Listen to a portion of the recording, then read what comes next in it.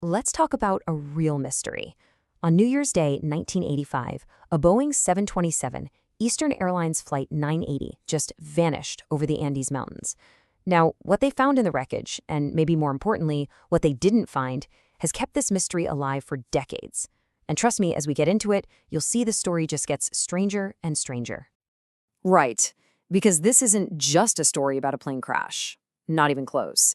It's about a whole series of baffling, super suspicious, and frankly, downright bizarre events that came after. It really suggests that the truth of what happened on that flight was something people in power wanted to keep buried deep in the snow. You know, the flight itself was eerie. A jet built to carry over 130 people had only 10 crew members and 19 passengers on board. As it started its approach into La Paz, Bolivia, everything seemed totally normal. Until, suddenly, it wasn't. Okay, so to really understand the mystery here, we've got to look at the flight's final moments, and then the immediate and really puzzling discovery of the wreckage. I mean, look at this timeline. It's just so chillingly routine. The pilots confirmed their descent, they got the weather information, and then just nothing. After that last transmission at 8:37 p.m., Flight 980 was never ever heard from again. The crash site itself, that was the first huge red flag. It was found on the south face of Mount Illimani, a spot that told investigators the plane had somehow veered way, way off its normal flight path for reasons nobody could figure out. Now, this eyewitness account is absolutely crucial. Villagers in a town called Cajon reported seeing parts of the plane actually falling from the sky. Here's the thing. Cajon is a full 9 miles away from the final crash site. That tells you something catastrophic happened in the air long before the plane hit the mountain. But the crash itself, that's really only the beginning. The so-called investigation that followed is where the story goes from a tragedy to something that looks a whole lot like a cover-up.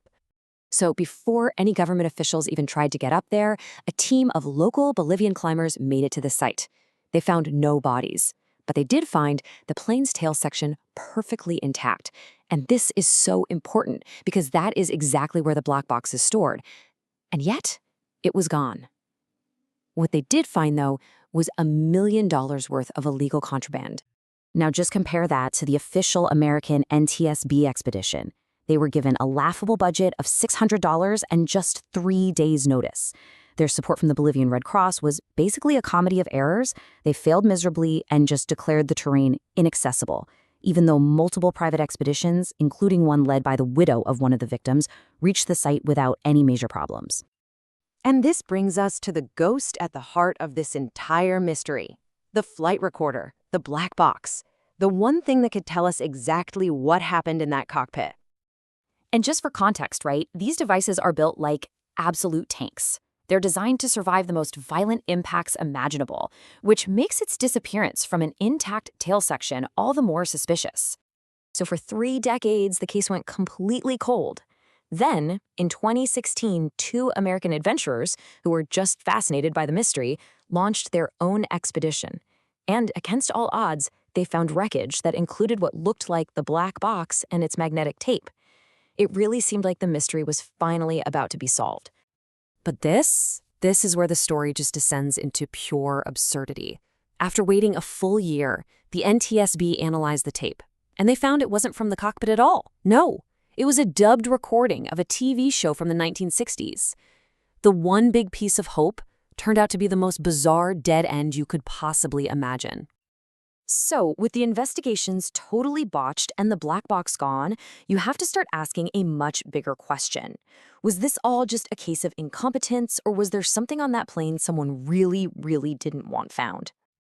And here it is. Here is the piece of context that changes everything.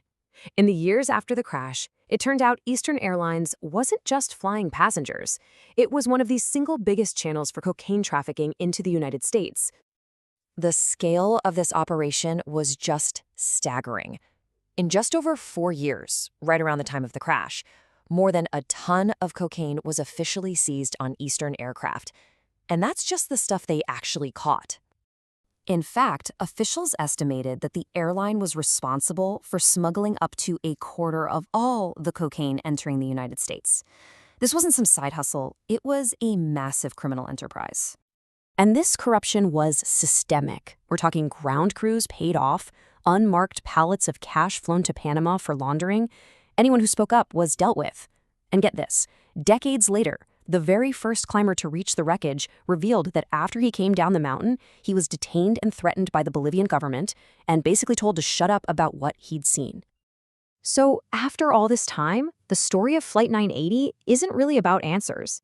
It's about the massive, unanswered questions that still hang over the peak of Mount Illimani to this day. Okay, let's start with the government response, right? Why wasn't there a single official attempt to go up that mountain from the Bolivian authorities? And what about the people who did go? Who threatened that first climber, Bernardo Garace? And who were those mysterious figures that were reportedly following his team? Then you've got the cargo. What about that million-dollar haul of illegal reptile skins? It was a clear crime, but it was completely erased from the official Bolivian accident report. Why? We also still have absolutely no explanation for what happened in the air. What caused parts of the plane to rain down from the sky almost 10 miles away from where it finally crashed?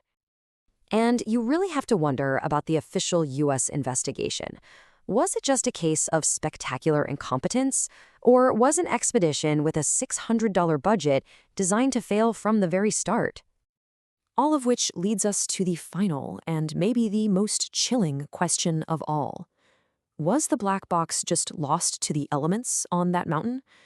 Or was it found by someone in those chaotic early days, its secrets deliberately buried forever?